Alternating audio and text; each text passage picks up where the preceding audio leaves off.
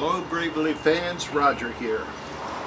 Today I'm going to use the mock-up and some pieces parts to try and explain axle bearing in play in a unit, in a chassis.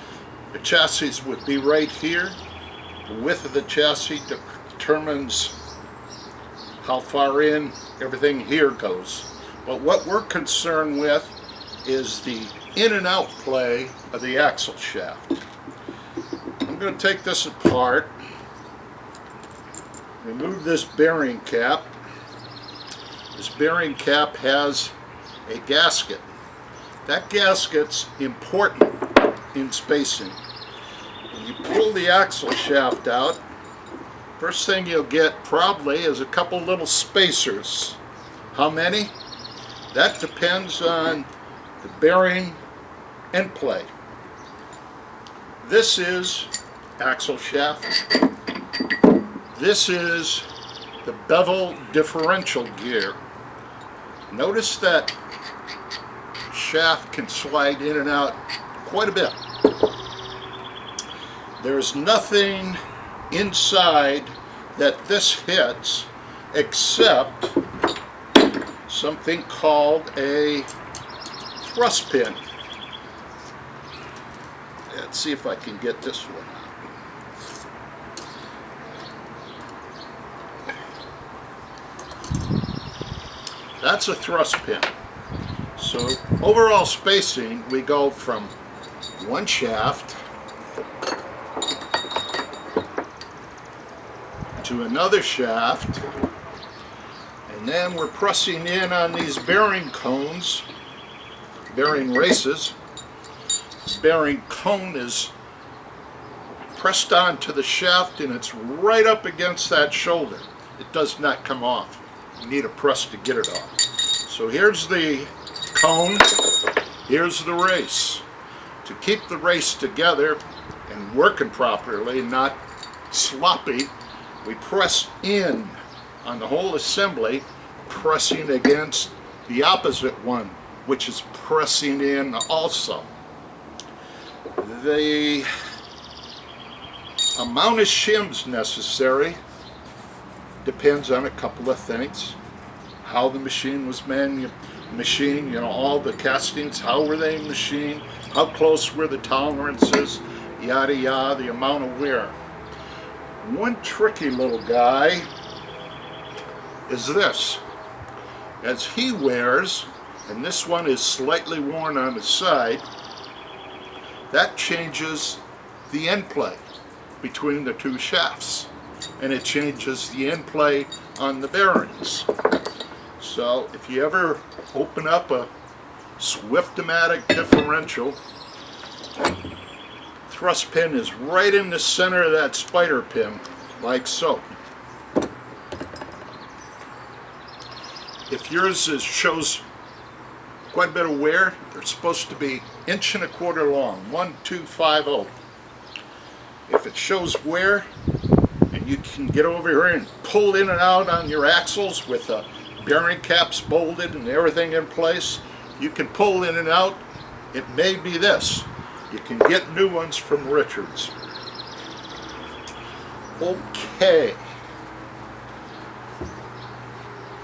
A lot of people want to change their old L's to an L8, and you can see this kind, which is the old style, or this kind which has a different spider pin, different worm gear. But one of the problems you're going to may run into, is the left side, this left axle housing. There were actually 3 different bearings during the lifetime. This one fits there. This one is this one. But notice, no working. This is off the side, left side of the differential. This side, this is probably the latest configuration. post, what, 60, I'm going to say 66, 68, somewhere in there. But they had this, and they even, well, that big guy there,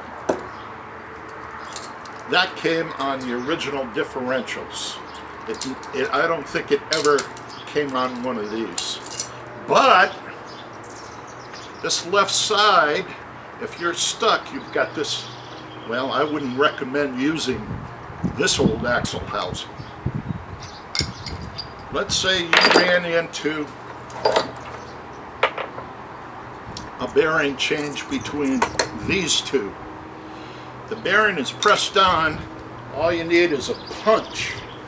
Knock off one and put on the other, whichever one fits your left axle housing. The differential assembly, this big boy, on the right side he's got a real healthy bearing. On the left side it could be one of these two. Fits in like so. How much in play for this guy? Well, 8 to 12 on that.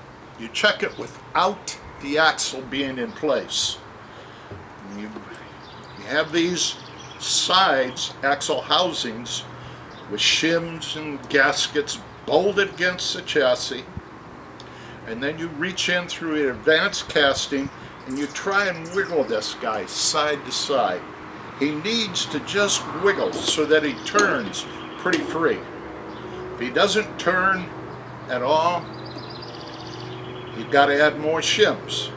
If he flops around in there, you got to take out shims or gaskets. Well, you got to have a gasket or else you're going to be leaking oil.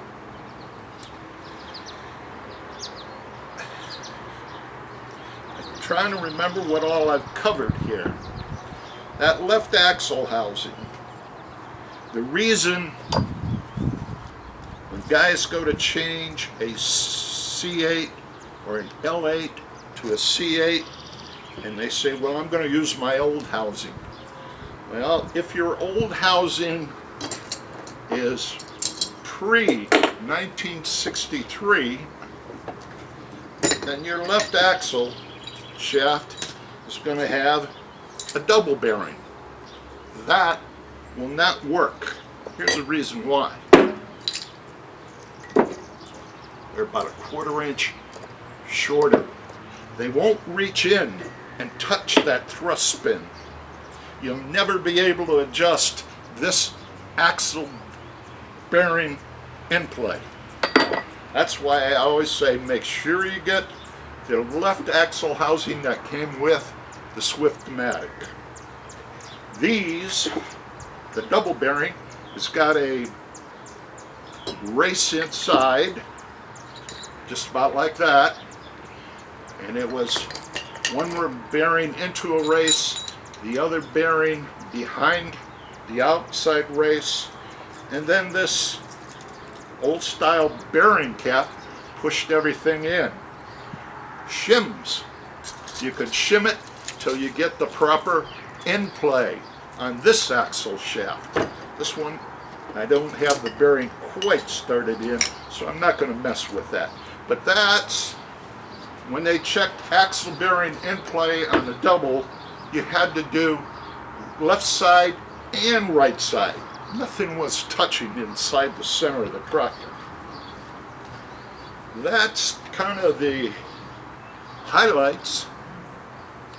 I may try and redo some of this, but I think I've covered the high points. Thank you.